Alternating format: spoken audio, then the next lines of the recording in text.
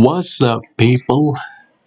I've been watching some episodes of Amazon Prime in the flesh, Invincible, and I'm gonna review episode 2 and 3 since I basically watched both of them and get the show on the road. Now, before I get into this review, I'm basically gonna first start off with her favorite one and only for yellow and blue, and black, kind of. He has 3 colors. I kind of think that he's the only superhero I've seen has 3 colors on his outfit, rather than just 2 colors. Maybe that's kind of an original thing, perhaps. Only other characters that have more than 3 colors, perhaps, on their outfit. So without further ado, let us get into this review with yours truly, X. So episode 2 starts where episode 1 left off. Oh, and by the way, spoilers. If you haven't watched the end of episode 1, Amazon Prime Invincible, I feel sorry for telling you what happens afterwards. Omni-Man beats the shit out of the Guardians of the Globe, aka Justice League wannabes. And then, in the process, he passes out, so they think that he was attacked as well. So, let me get into episode 2 on this review. Afterwards, basically, Omni-Man's taken into the hospital. He basically gets in and stays there for a few days. While Mark goes out and fights crime in his costume. Then bumps across this Teen Titan team. Although I forget their name in the comic book, but they basically find a bunch of group of aliens that seem to come through some kind of weird interdimensional portal. Although according to Robot, that's the name of the character anyway, his name was just Robot, right? Real original, huh? And so basically what happens is that he tells them that the reason why their technology is so advanced is because in their time it's only been 3 days, and their time it's been decades. That's for cleaning it up, and also because what happens afterwards is that Marky and his friends basically take him on. We have Explosion Man, we have Adam and Eve, who's basically like Starfire, Teen Titans, right? And we also get Duplicate. Oh, I changed my mind, didn't I? Well, that's the whole entire accidental. And so, cut it short, they have this little beef with that alien group. Then eventually, Marky's daddy, the murderer, comes up and fights off the alien team, make sure he never comes back ever again.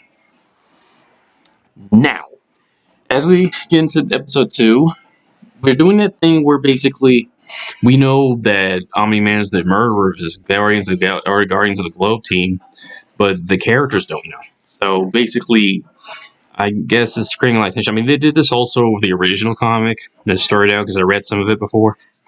And, well, the thing is, Marky's dad also did a good job of just hiding it. But, of course, that detective, that tail looking like Hellboy, is on it. And, he basically goes there and sees that there's something not been going right with one of the teammates and knows that somebody strong as shit beat the crap out of him. And then as we go forward in this thing, it almost seems as if that is haunting Mr. Omni-Man, who, aka, real name is Grayson. I wasn't Nolan Grayson.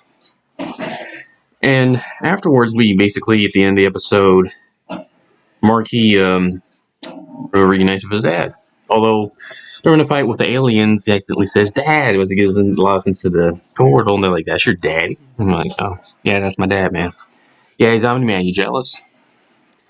Now, on to episode 2, people. I mean, I just said episode 2, didn't I? Let me rephrase that again with episode 3. Now, in episode 3, we're still in the investigation. What happened to Guardians of the Globe? We actually go to this funeral.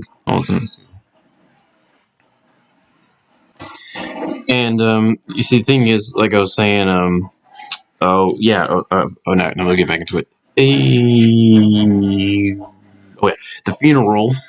The Mr. Investigator, the guy who looks like Hellboy, basically shows up and is like, hey, you guys got huffing or something? Then, man's like, what are you doing here? The only reason why you're here is just so you won't stay out of hell. And you have to pay child support because you're the one who breathed that boy or Hellboy.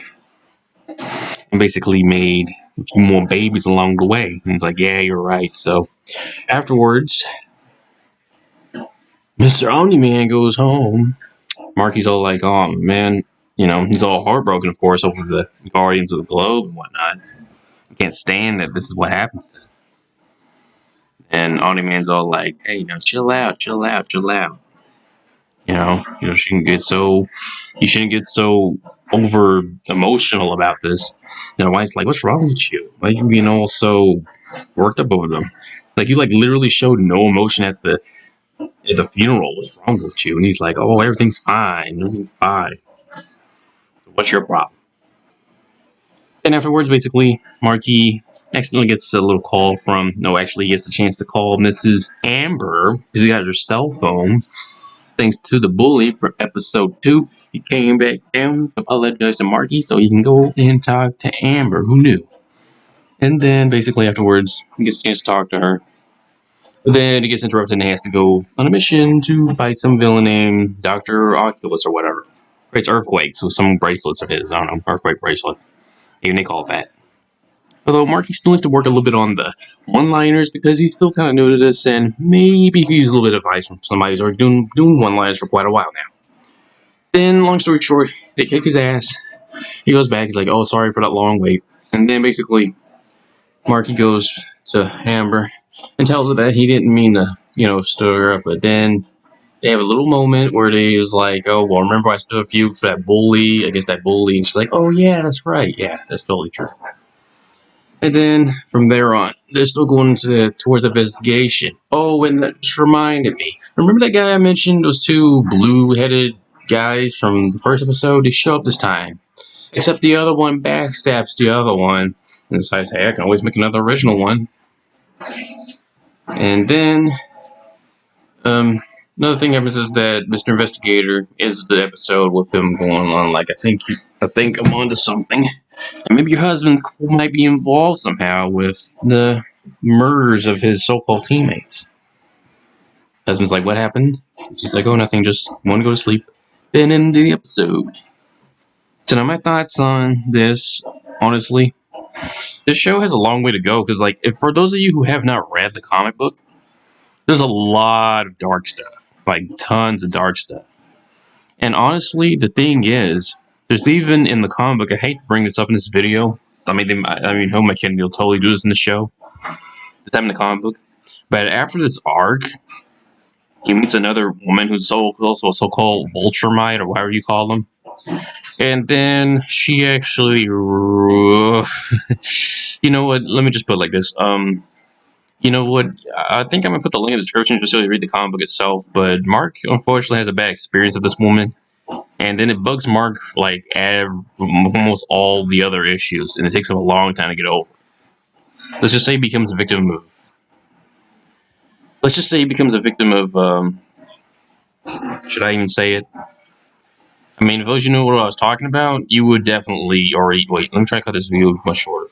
No, but if those of you knew what I was talking about, you would have been like, damn, that's not good. Because Marky here, unfortunately, has a little bad, traumatic thing with this woman. Okay, she rapes him. But this is, way after this arc. Way after. So, unfortunately, it takes a toll on Marky and it takes him a long time to get over that. I mean, she's not a regular woman. She's like him, except she's much stronger. He even says she's stronger than him. But, unfortunately, it turned ugly. Anyway, looking at Invincible now, it's not bad, but I remember reading a thread saying that it fails to capture what the original comic book had. Although I think they're doing a good job so far, but although they've changed a few things, of course. But the thing is, like I said at the same time, I think this is still going pretty on the edge.